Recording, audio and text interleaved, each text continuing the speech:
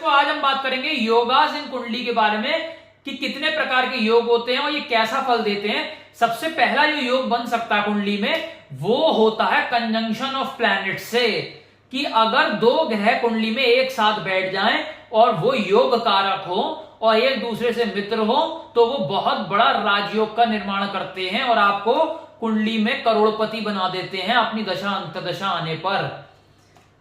सबसे पहले ये समझ लेते हैं कि कौन कौन से योग होते हैं। सबसे पहले ये समझ लीजिए आप, कंजंक्शन में सपोज यहां पे सूर्य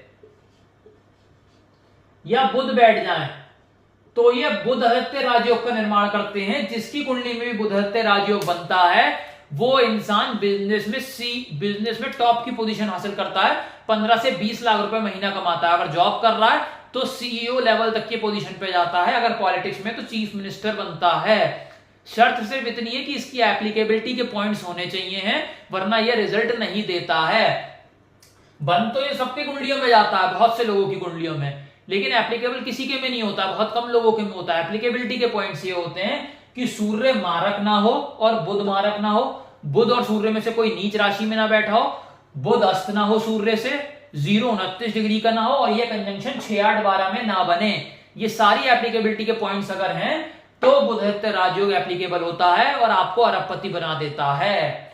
दूसरा राजयोग क्या बन सकता है, अगर सपोज जुपिटर, गुरु और चंद्र कुंडली में इकट्ठे बैठ जाएं तो गजकेसरी राजयोग का निर्माण होता है। गज मतलब हाथी, हाथी को वही पाल सकता है जिस पे अरबों से पैसा होगा। तो गजकेसरी राजयोग जिसकी कुंडली में होता है वो इंसान अरबपति बनता ही बनता है, दुनिया की कोई ताकत नहीं रोक सकती।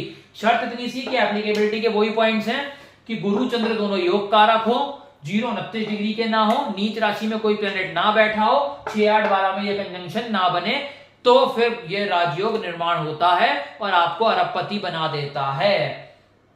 वैसे ही बहुत सारे और योग होते हैं, जैसे मंगल चंद्र का महालक्ष्मी योग।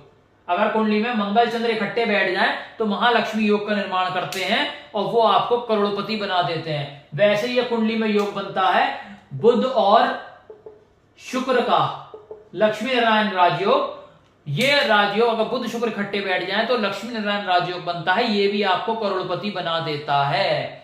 इसके बाद सेकंड चीज क्या होती है, सेकंड चीज ये होती है कि म्यूचुअल सेकंड योग कैसे बन सकता है, म्यूचुअल एस्पेक्ट्स ऑफ प्लैनेट से। अगर प्लैनेट्स एक दूसरे को देख रहे हो तो वो एक दूसरे को एम्पावर करते हैं।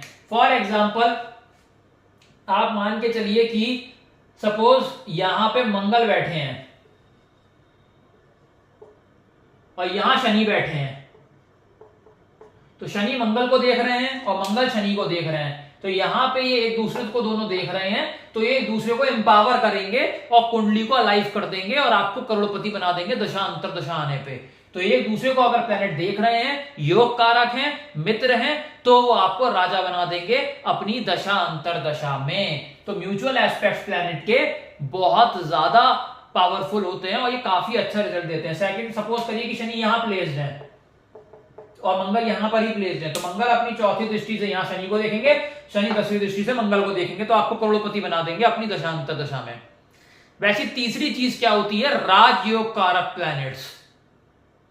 राजयोग कारक प्लैनेट या फिर योगाकार का ग्रह कुंडली का योगा कारक ग्रह कौन होता है, योग कारक ग्रह कुंडली का वो होता है जिसके पास एक केंद्र का डिपार्टमेंट भी हो और एक त्रिकोण का डिपार्टमेंट भी हो। जैसे कि वृषभ लग्न की कुंडली में शनि के पास एक नवा घर है त्रिकोण का मालिक और एक 10वां घर है केंद्र का मालिक, तो शनि इस कुंडली में राजयोग कारक ग्रह बने यानी कि योगा कारक प्लैनेट बने और उनकी जब महादशा आएगी तो आपको अरबपति बना देंगे, दुनिया की कोई ताकत नहीं रोक सकती। तो शनि की दशा जब भी इस वृषभ लग्न की कुंडली में आएगी तो जातक का करोड़पति बनना तय हो जाएगा। वैसे कर्क लग्न की कुंडली में अगर मंगल की दशा आ गई या सिंह लग्न में मंगल की दशा आ गई तो करोड़पति आपको बना देगी। तो ये योग कारक, जैसे तुला लग्न की कुंडली में शनि की दशा आ गई तो आपको करोड़पति बना देगी, वैसे ही ये हमें देखना पड़ता है। इसके बाद लास्ट चीज होती है राजयोग कुंडली में कैसे बनता है।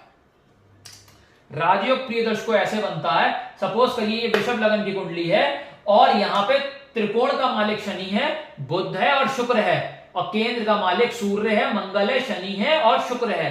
अगर केंद्र का मालिक त्रिकोण के मालिक के साथ कॉम्बिनेशन में आ जाए तो फिर राजयोग का निर्माण होता है, वो आपको धन धान्य संपत्ति सब देता है।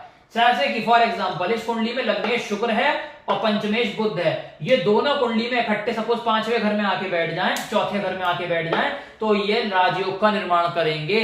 वैसे ही अगर सपोज करिए कि शनि और बुध इस कुंडली में इकट्ठे बैठ जाएं, क्योंकि शनि 9वें घर का मालिक है, बुध 5वें घर का मालिक है, तो राजयोग का निर्माण होगा।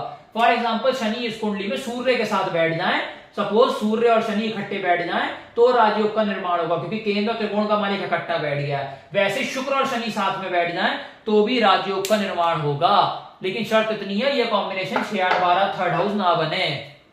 तो इस तरीके से आप योग कुंडली में देख सकते हैं और अपनी कुंडली को एनालाइज कर सकते हैं और देख सकते हैं कब उस प्लेनेट की दशा आएगी और आपको करोड़पति बना देगी। अगर वीडियो अच्छा लगा हो तो लाइक करिएगा, अगर आप इस चैनल पे नए हैं तो नीचे सब्सक्राइब बटन को दबाकर सब्सक्राइब करें।